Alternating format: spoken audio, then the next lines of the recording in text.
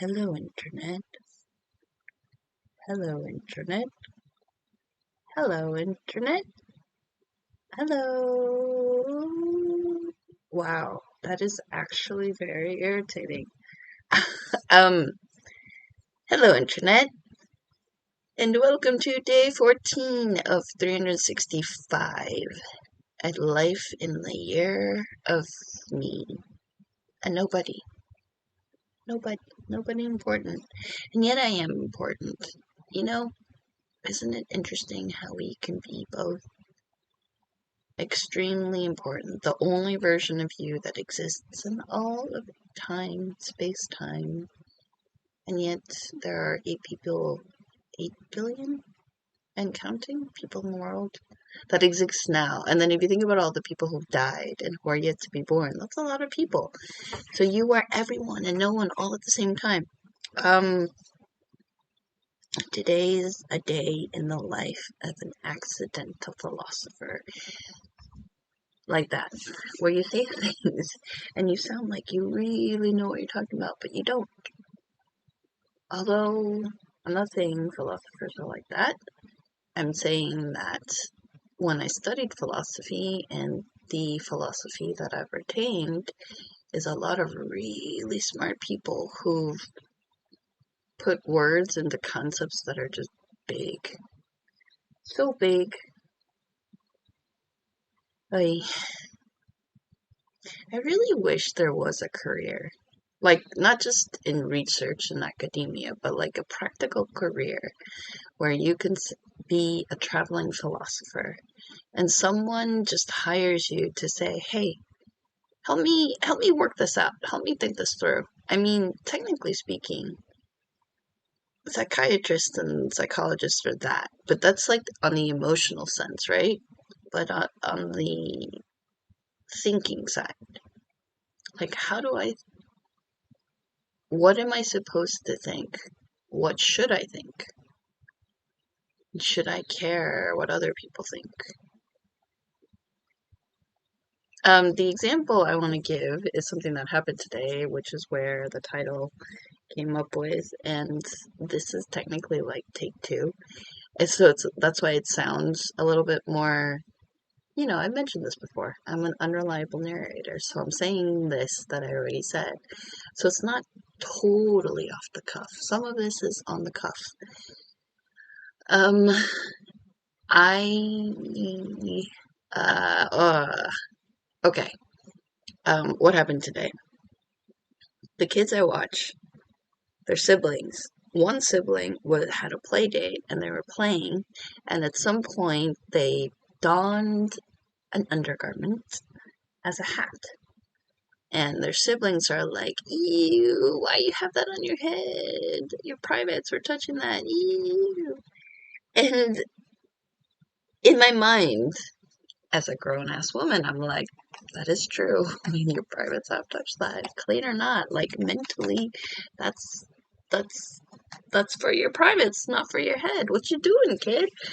But on the other, this was play. It was creative play done in the safety of their home. So who are we to determine how you play? And I don't know. I don't know. I don't know. I don't know if I did the right thing. Because on the one hand, I was trying to encourage their siblings to, like, hey, you made your point. You thought it was weird. Yes, I'm shifting because I'm wearing the sweater and I'm noticing how lumpy I am. I am currently a very lumpy girl. But I wanted to record in the sweater not only because it was the outfit of the day and I accidentally felt cute despite the lumps. But now I'm sitting and I'm like, oh, I'm lumpy. I'm so lumpy.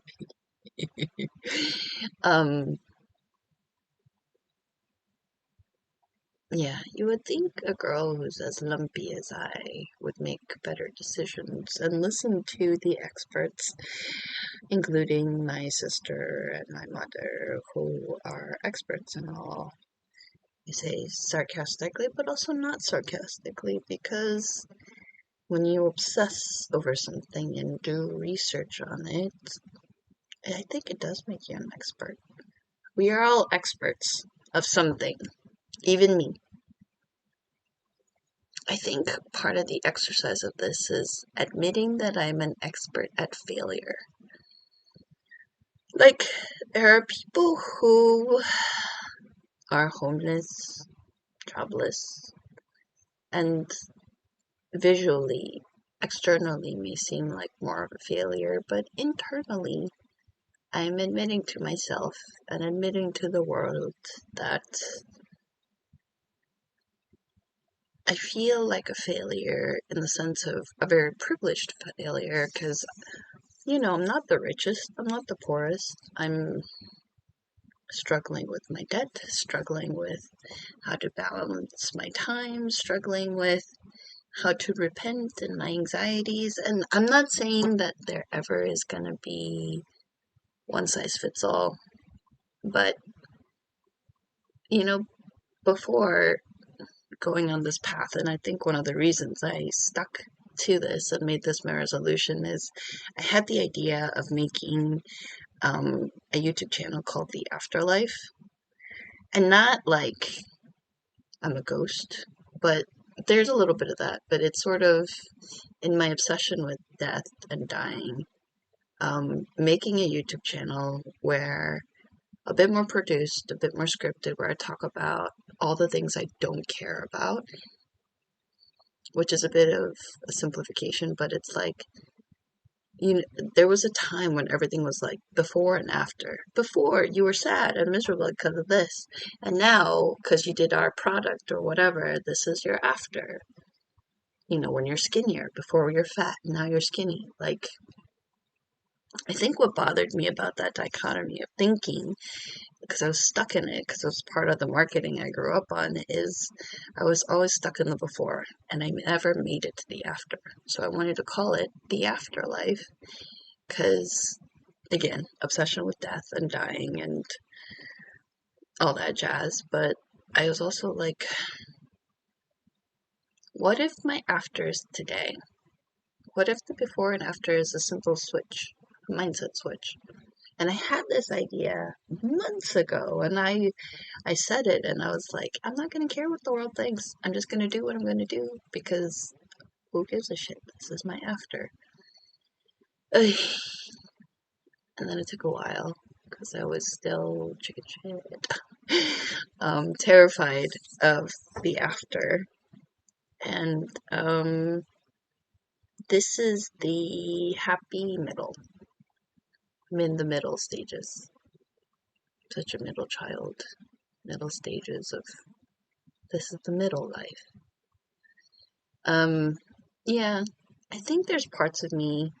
I mean, part of the afterlife, I think the concept was I want to, like, love me now. And then it's like once you hit your afterlife, it's a new before. This is why I'm not a good marketing person. I think the trick of marketing is you need to present a concept cohesively and instantly create an image and be able to do it well. I just have too many words without enough substance. But occasionally, I'm gonna give myself credit for this. I can turn a phrase. I can do it. Like, I cannot, what is it? Take away the credit of God's credit away from making me.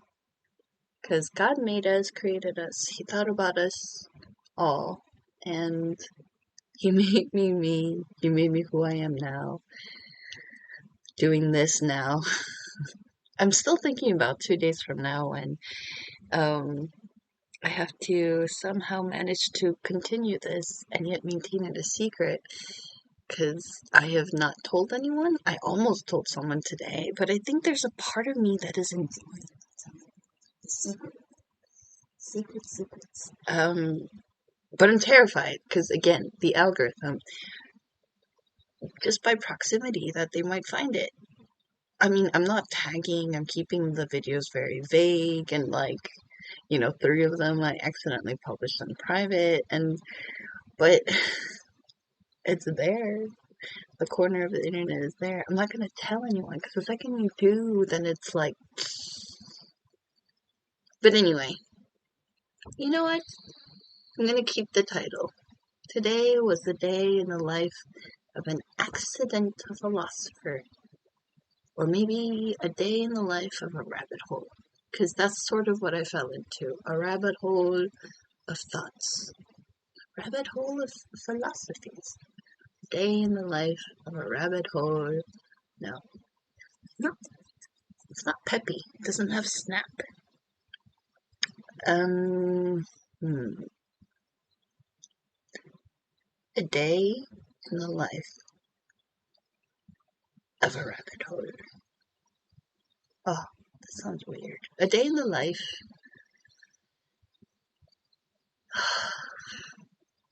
of me. It sounds really weird. It sounds really lame. Um, let's end it there. A day in the life me. We'll go with me. I think, yeah. Don't try too hard. Trying too hard is tiring. Okay, ending it now. See you tomorrow. Bye.